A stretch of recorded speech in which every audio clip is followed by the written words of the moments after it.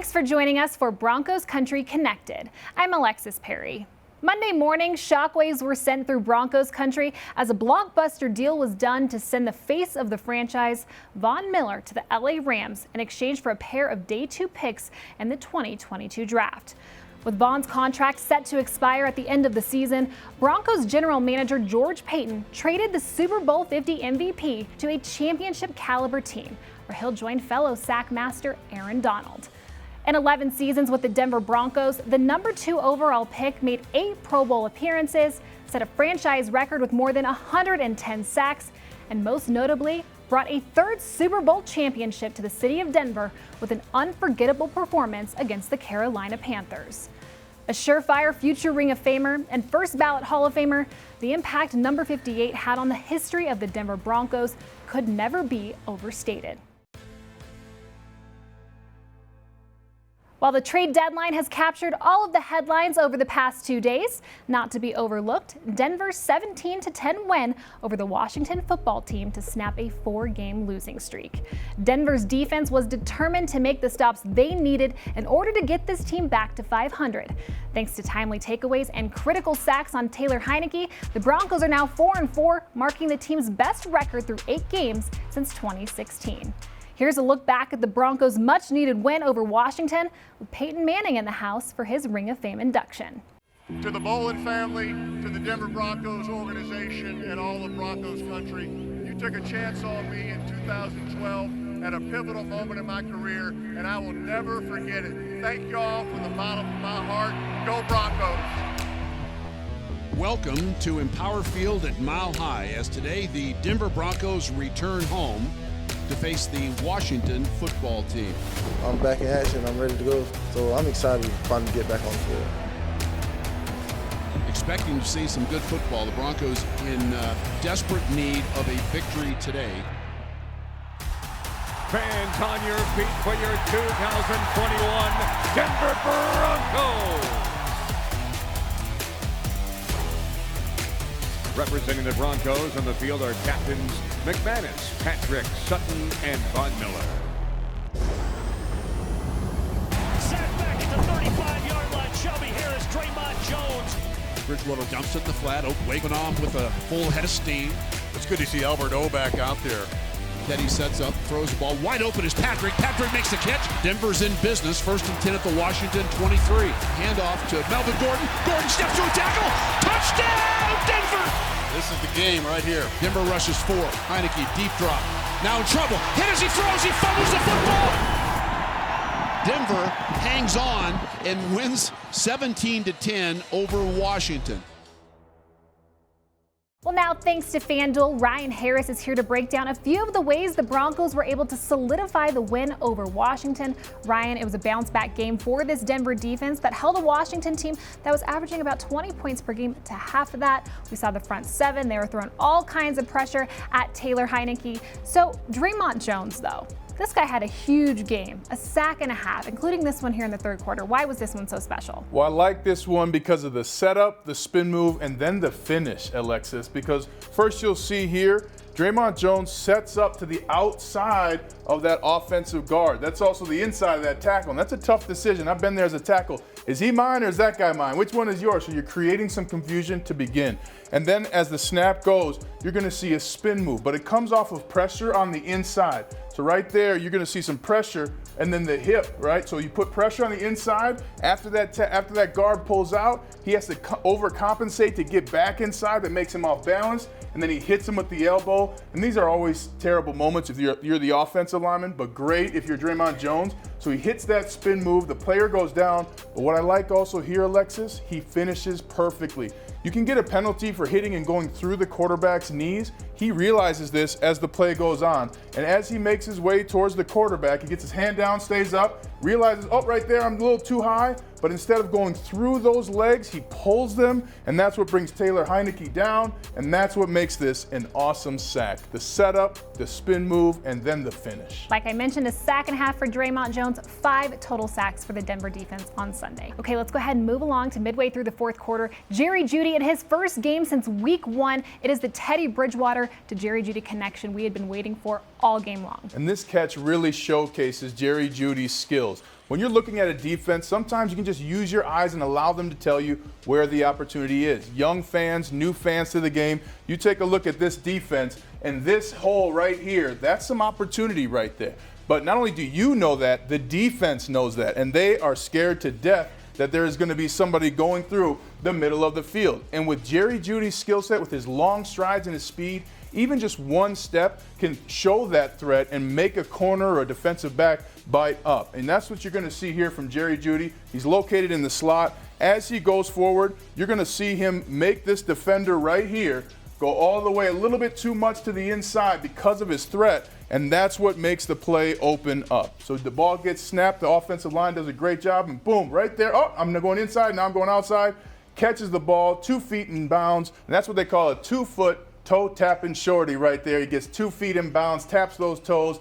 Big reception on this drive. That was fantastic for Jerry Jeudy. It was so great to see him back in the lineup. Can't wait to see what he could do the remainder of this season. What I love about that play, too, is it set Melvin Gordon up for his second touchdown of the game. Well, and it's a whole team touchdown. You're going to see a double team, the motion, and then the finish. The double team is going to come from Dalton Risner and Garrett Bowles. They're going to make some movement here to this linebacker. That's a key point of this defense. The other thing with Jerry Jeudy, you get to use his speed to kind of draw some attention away from what you want to do. Jerry Jeudy's going to come over in motion and loop back behind, and you're going to see that really moves the entire defense. When Jerry Jeudy moves, you got to communicate that, right? So people are now focused away from the run. They're thinking it's a pass, because why else would you move Jerry Jeudy? And so when Jerry Jeudy starts coming over in motion, you're going to see, oh, it looks like man coverage. People are communicating. Jerry Jeudy's going to go back, and he speeds up, and then there's the double team, and because of that speed up, that defensive end held just enough, and a great finish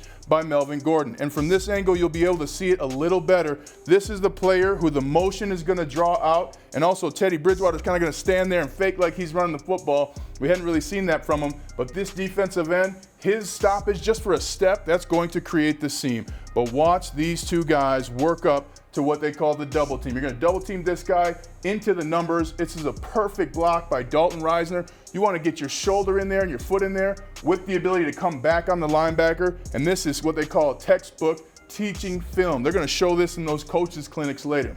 So you get the double team as the play starts, and that's going to make things happen. Bam! The Dalton Risner goes back there, and then you just get a smooth, you got to stay skinny against those linemen. Melvin Gordon finishes for a big run at a big point in the game. Yep, Broncos with a 17-10 win over the Washington football team. Ryan, thank you so much for your time. As always, we so appreciate you. You're welcome. Well, coming up after the break, Ryan's catching up with Lionel Bienvenu and Troy Renck to discuss what the Von Miller trade means for this Broncos team for the remainder of the 2021 season. Don't go anywhere.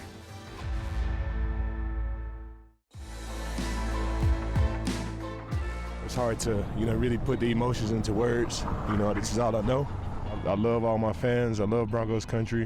When I said Broncos for life, I meant that. John Elway picked me in, and it's life-changing. Ever since then, being able to play with Peyton Manning, DeMarcus Ware, Champ Bailey, Brian Dawkins, Tim Tebow, all of these guys, man, and it's an honor and a privilege. And it's still kind of hard to put it in words. It's still kind of raw, but I thank you, thank everybody, and off to LA. Well, it's surreal to know the Von Miller era is over in Denver. The trade speaks volumes as to the priorities of Broncos general manager George Payton, as he hopes to get this team back to its historically winning ways. With more on what the Miller move could mean for the immediate and long-term future of the franchise, here's Lionel Bienvenu and the Denver 7 crew. All right, thanks, Alexis, and welcome to our Denver 7 segment, brought to you by 1-800-GOT-JUNK. All right, Broncos Insider Troy Renck is here, and Super Bowl 50 champion, former Broncos lineman Ryan Harris here as well. And guys, wow, it's been a little crazy the last few days in Broncos country. They got back on the winning track, beating Washington 17-10 on Sunday. And then on Monday, George Payton traded Von Miller to the Rams. That's all. Other than that, nothing going on. Look, guys, wow, emotionally it hurts, right? Of course, no doubt. Nobody wanted to see Von Miller go anywhere but here. And, of course, we'll honor Von as a Hall of Famer and a Ring of Famer when it's all said and done. But, Troy, let's start with you. The trade for a second pick and a third-round pick. Does it make sense for George Payton to do this deal right now? Yes, it does, and it pains me to say it because I love covering Von Miller, talking fashion, football, music with him. He will be missed. But the reality was this. He was unlikely to re-sign as a free agent, and they were only going to receive, because of his experience in the NFL, a compensatory 5th-round pick in 2023. So now you eat $9 million of his salary, and you get a 2nd and 3rd-round pick. What does that mean? You now have a battery of picks, Lionel, to go get a quarterback in the draft or a veteran through trade. Now, Ryan, you were a teammate of Von Miller on that Super Bowl 50 championship team. You know what he means to this franchise. You got the ring to prove it there. Von said, we'll always have Super Bowl 50, right? But the NFL is a cold, hard business with no room for nostalgia and looking back at the good old days. George Payton has to look forward, right, Ryan? And moving on from Von, as Troy said, is kind of part of that deal. Yeah, it absolutely was. And listen, this is a great move for Von. He gets a chance to win a championship again with a great defense again. And think about how meaningful Von Miller is to this franchise. Not only did he help with the Super Bowl 50 championship, but he's going to set this franchise up for success in the future. Only special players can do that, and Von Miller is one of those special players. Well, Troy, as we look forward now, the Broncos hope to get Bradley Chubb back at some point this season. Malik Reed steps in for Von, as he's done before. He's got 4 sacks on the season, 2 against Washington. Some young players like Jonathan Cooper stepping up. What's the future without Von Miller here? Well, they're not as good because it changes how they get blocked, but the reality is this. Malik Reed is a capable pass rusher. Only Shaq Barrett has more sacks as an undrafted free agent over the past 2 years, so I like him. I love the Red Bull energy of Jonathan Cooper, and I like Stephen Weatherly, what I've seen in a cameo. He got a sack in his first game this past weekend. You will, of course, miss Von Miller, but you have some young players, Lionel, you can get a look at, and that does start with Malik Reed, who's really shown a penchant to be able to get to the quarterback. All right, Ryan. Broncos head to Dallas next Sunday. The Cowboys are 6-1. So here's the weekly question. What do the Broncos have to do to come out of Dallas 5-4? Well, they got to stop the rush. That's Cooper Rush and the running backs running the football. That's going to be important. But also, I mean, Troy's absolutely right. Offensively, you got to go and bring some juice. I'd anticipate some real high-tempo work. Jerry Jeudy's going to get an increase in work. They'll increase his route tree as well. And you got to find some production from the tight ends. That has fallen off in the recent weeks. Noah Fant, Albert Okwuegbunam, draw up their favorite plays, get them in open space, and help you get a victory. To get a streak going, Lionel, a win streak. Yeah, Albert O had some flashes against Washington. So, Troy, what do they have to do to get the W in Dallas? Well, you've got to ensure that Dak Prescott doesn't play, or you have no chance. So, Cooper Rush, please play, because I'm traveling to Dallas, and I want it to be a competitive game. But you've got to get after the backup quarterback, and you've got to stop the run. Make them one-dimensional. That's how they beat Dak Prescott several years ago. It's how you could beat this current team, but you have to deal with their speed at both offense and defense. But I still think it can be a competitive game. All right, thanks, gentlemen. Well, as you've seen every week here on the show, Denver 7 sports anchor Nick Rothschild takes us behind the scenes, behind the face mask with Broncos players. Now, we all remember Kendall Hinton's NFL debut, right? A practice squad receiver who had to play quarterback for the Broncos against the Saints. Hey, it got him in the Hall of Fame, right? But Nick found out Kendall does not want that game to be his defining moment. Kendall Hinton is more than the answer to a trivia question. How sick and tired are you of talking about playing quarterback against the Saints? I appreciate you asking me that. Maybe if I threw for 300 yards and 5 touchdowns that game, it would be a little different, but I definitely want to make some plays and do some things now that starts a new conversation. Yeah. But doors did open thanks to that game. Doors to the Hall of Fame and his alma mater. At first, it's like, why would they choose me? All I did was go play a football game. It was like just yesterday, I was in the same seats as you all. Wake Forest asked him to give a commencement speech. Mind you, the last time I've thrown a ball was in 2017.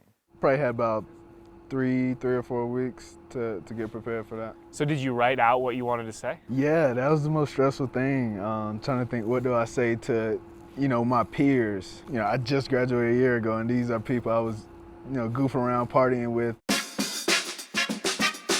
Alongside names like Condoleezza Rice and Pete Buttigieg, Hinton wasn't sure he belonged. It's a lot different for Condoleezza Rice, and for me, it gave me the opportunity to be completely open, completely honest. But relative anonymity kind of gave him the freedom to just be himself. things happen. He's nowhere near perfect, but you know, through adversity and obstacles, there's always light at the end of the tunnel for sure. Hinton followed his heart, both in his speech and on the football field. And as his career now blossoms, that speech hit home. Be grateful for your situation, because there's a lesson in everything. I think the message was great, and I think people were able to take something from it. I've put in so much work, so many hours, blood, sweat, and tears, so I do feel like I belong, and I put in the work to get where I'm at. And most importantly, embrace uncertainty.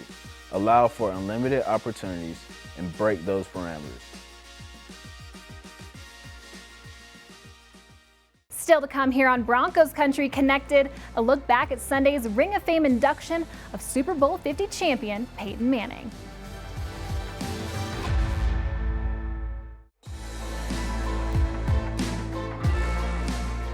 Welcome back to Broncos Country Connected. Halloween wasn't the only thing we were celebrating here in the Mile High City on Sunday.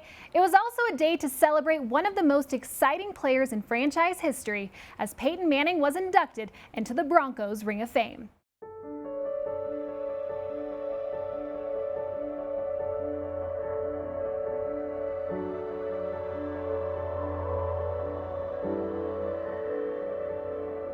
A member of the 2000s NFL All-Decade Team and the NFL 100th Anniversary All-Time Team, Manning was a 14-time Pro Bowl selection, a 10-time Associated Press All-Pro choice, and a 2-time Super Bowl champion.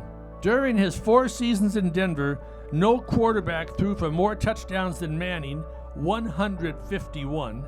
He also helped the Broncos to the most wins, 55, of any team in the NFL from 2012 through 2015, while capturing 4 AFC West Division titles, 2 AFC championships, and a Super Bowl victory. Peyton Manning joins John Elway and Champ Bailey as the only first ballot Hall of Famers in team history. He also joins Bailey as the only 2 players to be inducted into the Pro Football Hall of Fame and the Broncos Ring of Fame in the same year. What 2 or 3 things were most important to you when you made the decision to come to the Broncos? You know, 2011 was a really tough year. I was injured the entire season, missed the entire 2011 season, and so football wasn't a lot of fun. When I got here, heard about John's vision, heard about, you know, what Coach Fox kind of had in store with the draft coming up. It just got Denver on my radar very early, and couple weeks later made the decision to come here. Best decision I ever made. Football was fun again. It was fun to get back into an NFL team, and Coach Fox and just his positive attitude made football fun again for me. And now, everyone, please direct your attention to the west side of the stadium as we ask our fans to unveil Peyton Manning's name in the Denver Broncos Ring of Fame. Broncos fans, we have a few seconds left on the clock. Time for one more play.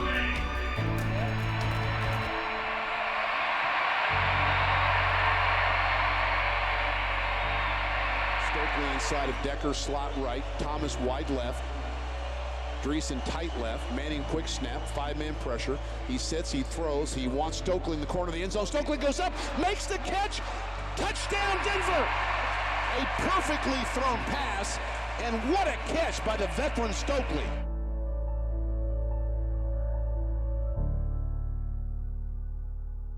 Congratulations to the Hall of Famer and now Ring of Famer Peyton Manning. Now, as we wrap things up here on Broncos Country Connected, we leave you with some of the best still images from Manning's Ring of Fame induction, captured by team photographer Gabriel Christus.